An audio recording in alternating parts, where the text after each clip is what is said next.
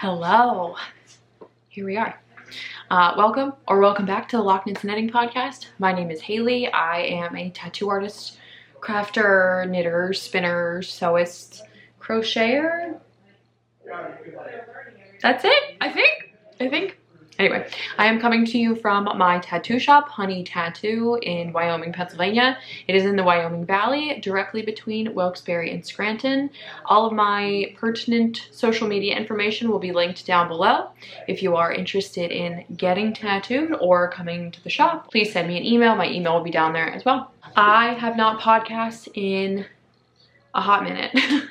I think it's been at least over a month, maybe a month and a half. I don't know. It's just more of the same life stuff, you know. If you are new here, we just opened this shop March of this year, and it took forever to get set up, like in a good way. It felt like forever. So we spent a lot of time finding the shop, working on the shop, getting it how we wanted, putting all our stuff in here, getting started. We had a grand opening and then a tattoo convention after that, blah, blah, blah.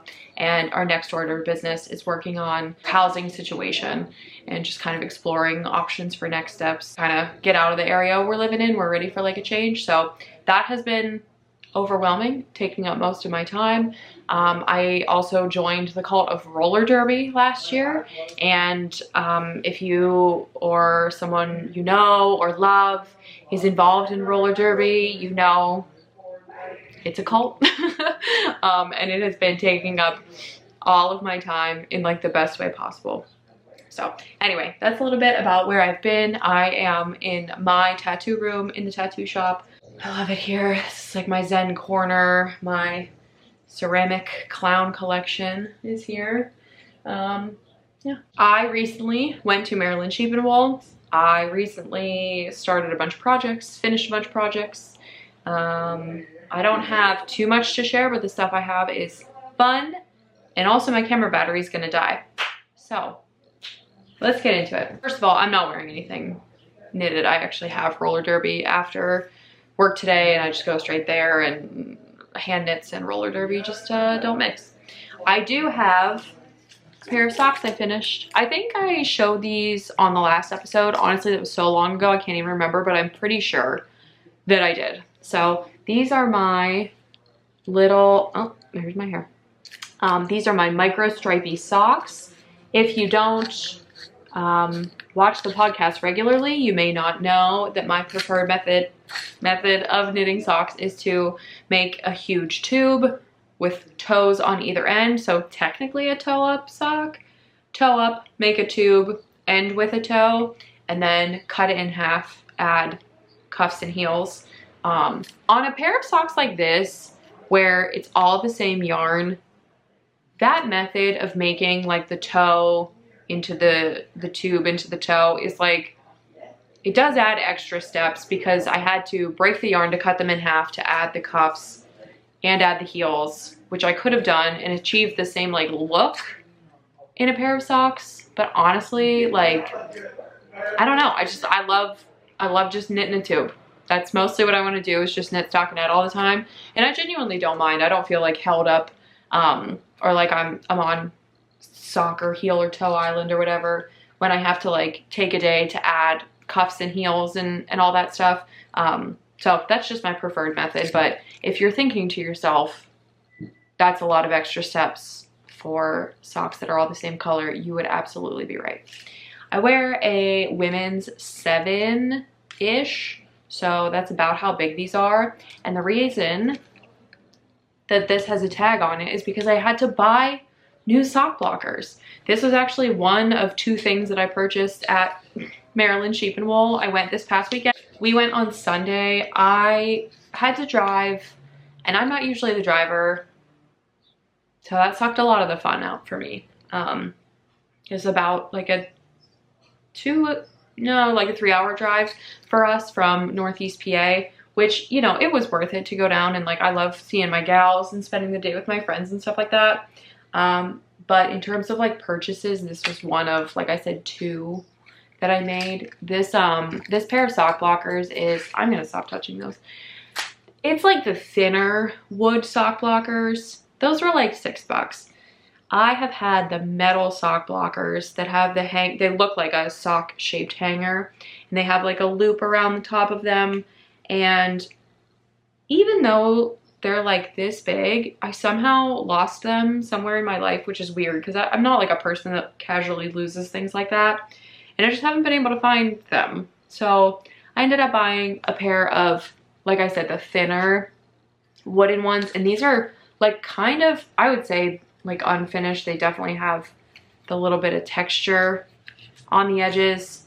And just being real, I don't know if I would recommend these. I don't know. They just feel a little like cheap, which they were. You know, they were $6.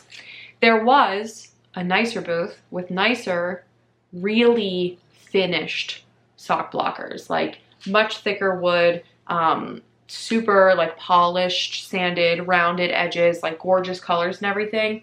Didn't have a single color left in my size, which I have a pretty average size foot, so I'm not surprised by the time we got there on Sunday that they were sold out. But I just like needed sock blockers. Actually, I probably would have filmed this episode a lot earlier if I had sock blockers, because that's one of my only, that's one of my only finished objects. And I just, you know, I don't want to like show two like lumpy little socks unblocked. And I don't block socks to use them at all. I just like I actually do machine wash and dry them. I hang dry them when I can, but everything goes through the machine, and I'm not blocking that. I literally only use sock blockers to like take photos and show them on podcasts and everything. So I just bit the bullet, and I think there'll be a good backup pair of sock blockers to have, but like honestly don't know if I'd recommend them. That being said, if you have like a pair of sock blockers that are really pretty and that you love and you would recommend, please send me an email with a link to them or just some words describing them, so I can find them, because I definitely want a new pair. That's good to have. I didn't realize I was gonna have to have multiple pairs of sock blockers in my life, but you know, sometimes it happens. My other finished object that I definitely talked about on the last episode was the socks that I knit for Nate, and I don't have them with me because number one, they didn't fit Nate. Number two, if you remember from the last episode, I pivoted a little bit, and I usually knit socks on a US 1. I was trying a US 2 to just get like a slightly looser gauge, you know what I mean? Sometimes when I knit socks, I'm real like uptight, you know? So I finished those socks. They were on a US 2. And I'll tell you what, I didn't even factor that in at all when I made the estimates of where the heel should be based off of Nate's shoe size. The heel itself was much larger because it was on a much larger gauge than normal, so that like threw off my whole calculations of where on the sock to put them, since I do all like afterthought heels, you know. So those didn't work out. They did work out, however, for my best friend Brienne's husband, David. We'll put a picture here of him wearing the socks because they were perfect for like a size, I think he wears like a 12.5 or a 13 or something, and they were just like way too big for Nate. So I ended up mailing them to David. He is also a fantastic yarn husband, very supportive, and like always wears the things that like Brienne makes for him. So I knew that they would be in a good home. And literally the day she brought them home, she sent me that picture of him wearing them. So cute. So they are in a good home. Definitely wouldn't I don't think I love like the US 2 for socks anyway. I'll definitely keep the US 2 needles that I have. It's not like anything I'm gonna get rid of or anything, but I think I would keep them in the future for when I get sock yarn that's accidentally too thick. Do you guys know what I'm talking about? You ever buy sock yarn and it says fingering weight, and like maybe it's because of like it's a really dark like dye and the dye just really like grabbed onto it, or like the base is just slightly thicker than a fingering weight. I would probably whip out the US 2s for that. But like a really standard 80-20 or like 75-25 sock yarn that's like normal, I think I'm just gonna stick to US 1. I think that was a valiant experiment on my part, but just a little too hard to calculate. So those were my finished objects.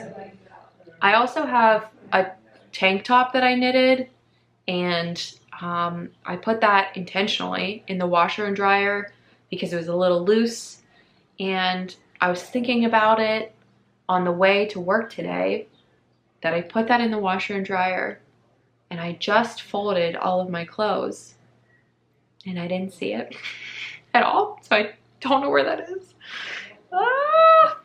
I can tell that I'm going through a chaotic, stressful time of my life because I am, like I said, losing things. I'm losing sock blockers. I don't think I lost that tank top. It's like a whole shirt, you know, but yeah, this is just like simply not like me at all. So I have a tank top shirt thing. It's one of those like Jessie May secret summer crop secret, whatever the hell, you know, things. And it turned out great and I liked it and I wore it with the skirt. It was like really cute. I'll see if I can like put a picture in here, you know, super awesome, but I don't know where it is. So I'll have to look for it. Let's move on to whips. That's all I got with me now. For my first whip that's already on my lap, this is in what has become like my de facto sock knitting bag. I have like 4 rows. 4 rows of a sock that I started. I actually started this a little differently. I wanted to have a travel project. I am frequently passenger princess, you know, read my earlier point about I can't be bothered to drive anywhere. And I'm very fortunate that my boyfriend Nate drives me literally everywhere. So I'm always knitting on something. And I needed like an emergency sock to work on, but I like couldn't do the toes because I need my stitch counter or my row counter for the other project I'm working on that I'll show you. But basically I was like, I just need a tube. So what I did is going to be very hard to see is cast on and knit a few maybe like 4 or so rows in just like a scrappy kind of like waist yarn. And then after that, I joined my working yarn that will be the sock yarn itself. Isn't that darling? Megan, my best friend, Rainbow Cake Cat, dyed this yarn a while ago, at least a few years ago. I had bought it from the Moon Yarn Craft Room. I used it in my stripes pullover, and I just had it in my stash. And I was looking for something that was going to be a really cute pair of socks. Been like craving the sock knitting biz lately, and so I just grabbed it. I think these are going to be for Gail. She had told me last night that she wants a pair of socks because I was telling them about how I was knitting a mystery pair of socks, socks with no home, you know. So I'm gonna knit this giant tube and then I will cut it in half. I'll probably try to use this entire ball of yarn. This is probably close to like 50 grams, maybe like 40 or so. And then use a contrast heel, toe, and cuff. I have a vision, and it kind of depends on how this tube works up and how the colors pull and everything. But there's so many like really awesome, vibrant colors in here. It's focusing on my little guys over there. Yeah, like the really rich green and like this vibrant pink, and there's some like yellow and stuff in there and blue.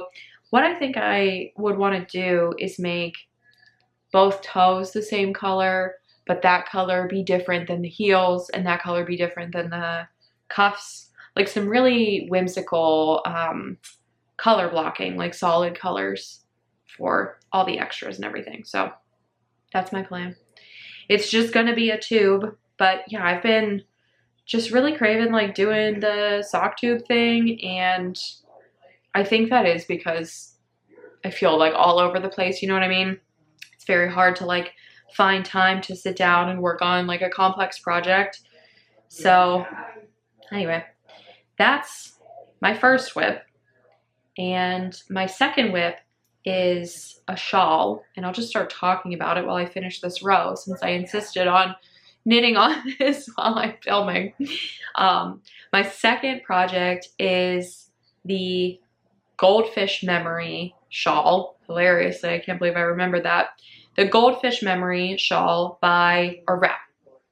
technically a wrap, by Casapinka. Casapinka is like one of my favorite designers. I met her at my first Rhinebeck experience. I think she was wearing that cat sweater that she designed. I don't know, but I remember seeing her and I had like loved her online, you know what I mean?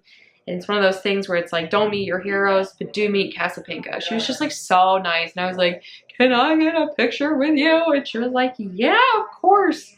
So she's just like really cool. She makes like wacky, crazy, like super colorful, but really interesting patterns. And I was craving, you know, knitting something like fun, but not challenging. I am not in a mood to be challenged. So in my Woodsy and Wild bag, this thing is old as dirt. In this bag is the beginnings of my Goldfish Memory shawl. And I'll show you guys the yarns that I picked out to make with it. This yellow is looking like really fugly right now. It doesn't look like this. It does not look like this at all. It's looking extremely pale. It is like closer, it's closer to like this yellow over here. This looks really good in person. This looks terrible on the camera. It's not that pale. And then we've got some slightly variegated like orangey biz and then plain solid black. These are all just like scrap yarn. Oh, and then I have a black, well, kind of like a grayish mohair in here as well. Isn't that fun? So I love my like pukey highlighter yellow. I stopped in the middle of this row because that's when our realtor called me and I had to like immediately put this down, you know. Whew, feeling crazy. So sorry, I'm in the middle of a row here. But it is a wrap knit on the bias. So that's like a rectangle that's like on an angle. And the rectangle shape means that you keep the same stitch count the whole way through, but it's on that angle so it drapes a little better. I think that's the point of it. But every section is completely different. You can knit it with whatever kind of colors you want. Every section is like its own isolated thing. The pattern calls for 300 gram skeins of fingering weight yarn. I would recommend this pattern if you have 300 grams of fingering weight yarn that you think would like look nice together and you're just looking for something fun and interesting. This has been super fun and interesting. So this first section is some slip stitches in there, but like mostly plain knit. This one is just striping back and forth, but I decided to use that mohair. And this is kind of how I want to use it throughout. I really like this like sheer panel here. And I do also like that in the every other row that I'm knitting with like the plain black because it's giving it good structure. I sometimes think that mohair by itself and with nothing else is like a little too fragile, a little too loosey-goosey for like something I would feel comfortable wearing, but it's like giving the overall like sheer vibe and not without structure, you know? So this part's really subtle and like low contrast. And honestly, I don't know like what the next section is. Maybe I'll try to use like my variegated yarn here, but yeah, this is just all vibes. I just wanted to do something like really, I want this color to show up. Just wanted to use my like pukey, yucky highlighter grain yarn. But again, this pattern is Goldfish Memory by Casapinka. It's supposed to be like intentionally interesting where every section is different, keep you engaged, but still have like a big fun project. The pattern calls for a US 6 with fingering weight. And I was like, let's go. That sounds awesome. That's like just what I need right now. So US 6 on the fingering weight is giving like a really like wide shawl. It's going to be super drapey, perfect like over the shoulders. And the project pages for this on Ravelry are just like totally beautiful. So I will have all of that linked below so you can find it. That's my whip. That's my couch whip. I had to bring everything from my living room here today to show you. So that's my whip. I've got my sock going that I just started, which is nice. I think that's it in terms of stuff I'm working on. I did get one other purchase from Maryland Sheep and Wool. So I was there with the whole group of ladies, the yarn darlings. There are 7 of us. Brienne and I found ourselves in this validation spiral when we went into this booth, and I was like, fuck it, let's just go. I've always wanted to learn how to do this. Like, these are so beautiful, let's just do it. I got a kit for a new craft. Can you believe it? Look. All right, my camera battery died. It like could not handle how cute this is. So I got one of these little kits. I don't know what this craft is called. I understand it's just hand sewing, and it comes with like felt pieces, but like it just has such a specific aesthetic and like mood and everything. I wonder like what the name of this is. So hopefully I'll find out. Maybe Brienne knows. But this pattern kit is by So Cherish. And I don't know if that was like maybe the entire booth we were in. Like maybe that was the whole, that was the name. This pattern says SCH138. And this is Simply Sheep October. So here's the pattern. And then it comes with all of the like little pieces that you need.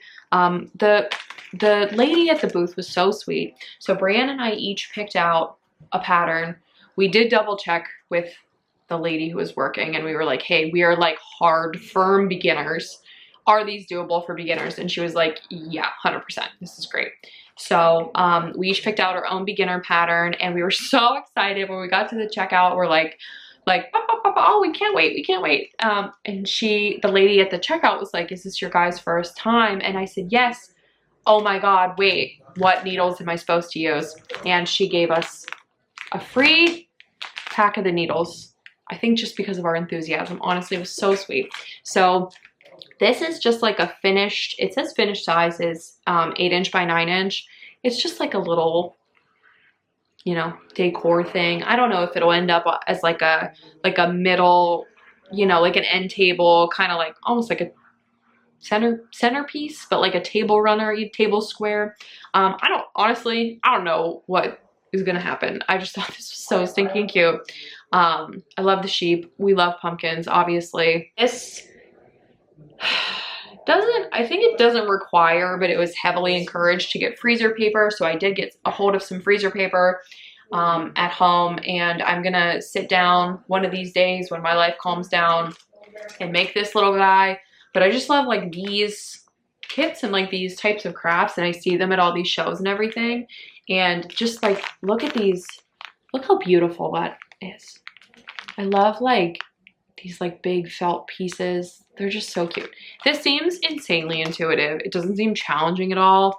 The lady at the booth was like, you could just YouTube it, you know, and I was like, fair. So all good stuff there. I'm gonna try to make this little guy. I do think you need to provide your own thread, which is like, it's not that big of a deal.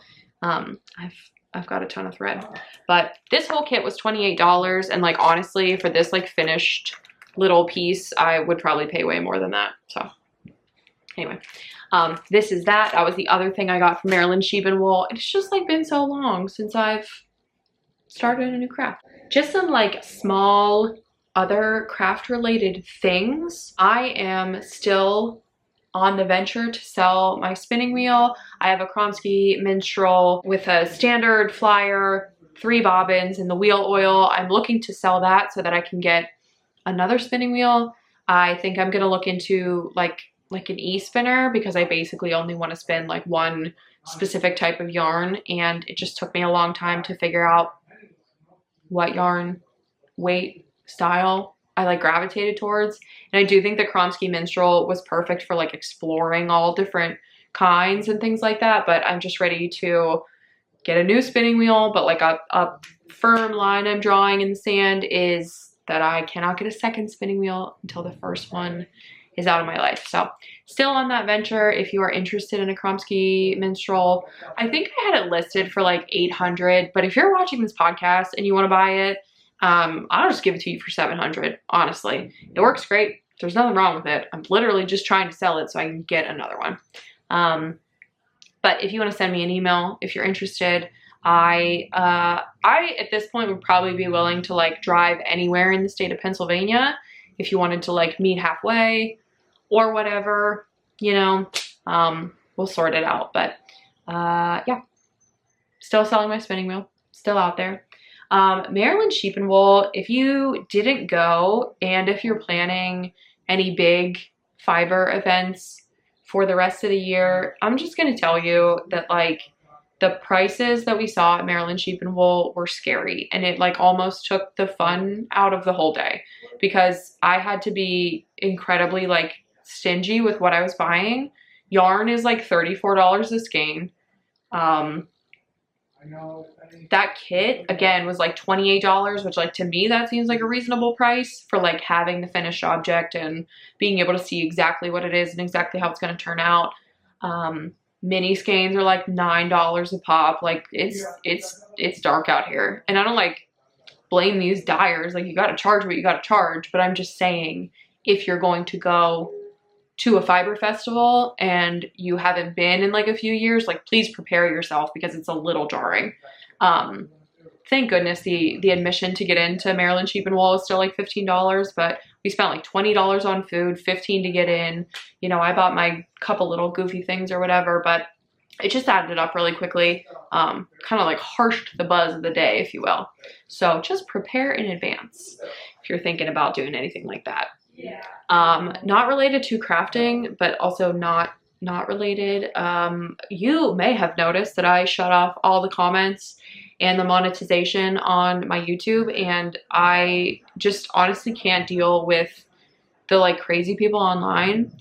I would think that if you're watching this podcast and you're still commenting like crazy things, well, I mean, you're not anymore because comments are off, but like I was getting some totally lawless comments on my YouTube video, and it's like, I'm just a girl making free content for you on YouTube.